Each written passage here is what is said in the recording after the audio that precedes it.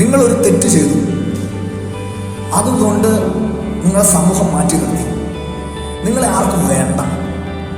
നിങ്ങളെ കാണുന്നവരെല്ലാം അഴുക്ക് കണ്ണുകൾ കൊണ്ട് കാണുകയാണ്. നിങ്ങളെ സ്നേഹിക്കുന്നവരെല്ലാം നിങ്ങളെ സ്നേഹിക്കാതെയായി. ഈ അവസ്ഥയിൽ തകർന്നിരിക്കുന്ന ആരെങ്കിലും എന്നെ കേൾക്കുന്നുണ്ടെങ്കിൽ, നിങ്ങൾക്കുണ്ടായ ഈ തകർച്ച നിങ്ങളുടെ അവകാശമല്ല. നിങ്ങൾക്ക് ഈ തകർച്ചയ്ക്കകത്ത് തുടരേണ്ട ആവശ്യമില്ല. കാരണം നിങ്ങളെ ആരൊക്കെ വെറുത്താൽ, നിങ്ങളെ ആരൊക്കെ മാറ്റി നിർത്തിയാൽ, ആരൊക്കെ നിങ്ങൾ ഉപേക്ഷിച്ചാൽ, പാപികളായിരിക്കുമ്പോൾ തന്നെ നമ്മളെ സ്നേഹിച്ച, അബദ്ധർക്ക് വേണ്ടി മരിച്ച ദൈവം നിങ്ങളുടെ അടുത്ത് ഇറങ്ങി വന്ന് നിങ്ങളെ ആശ്വസിപ്പിക്കും.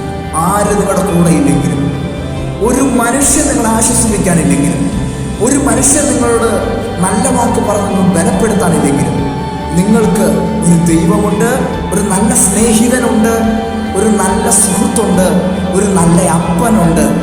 അമ്മ കൈവിട്ടാലും, ഈ ലോകത്തിലെ അപ്പന്മാർ നിങ്ങൾ ഉപേക്ഷിച്ചാലും, നിങ്ങൾ മറക്കാതെ നിങ്ങളെ ചേർത്ത് പിടിക്കുന്ന ഒരു നല്ല കർത്താവ് നിങ്ങൾക്കുണ്ട്. അവൻ്റെ പേരാണ് നസ്രയനായ യേശു ക്രിസ്തു. ആരും നിങ്ങളെ ആശ്വസിപ്പിച്ചില്ലേലും ഹൃദയം നുറുങ്ങിയവർക്ക് സമീപസ്ഥനായി നിൽക്കുന്ന ദൈവം നിങ്ങളുടെ അരികിൽ വന്ന് നിങ്ങളെ ആശ്വസിപ്പിക്കും, ബലപ്പെടുത്തും, നിത്യതയ്ക്ക് വേണ്ടി നിങ്ങളെ ഒരുക്കും, വിശുദ്ധിയിൽ നിങ്ങളെ പൊതിയും. കർത്താവ് നിങ്ങളെ ബലപ്പെടുത്തട്ടെ. വചനത്തിനകത്ത് ഉറയ്ക്കുക. പാപികളാണെന്ന് പറഞ്ഞ് മാറിയിരിക്കേണ്ട, പിന്മാറ്റത്തിൽ പോകണ്ട. നിങ്ങളുടെ എല്ലാ വേദനകളെയും കർത്താവിൻ്റെ കരങ്ങൾ കൊടുക്കുക. കർത്താവ് നിങ്ങളെ അനുഗ്രഹിക്കട്ടെ. God bless you.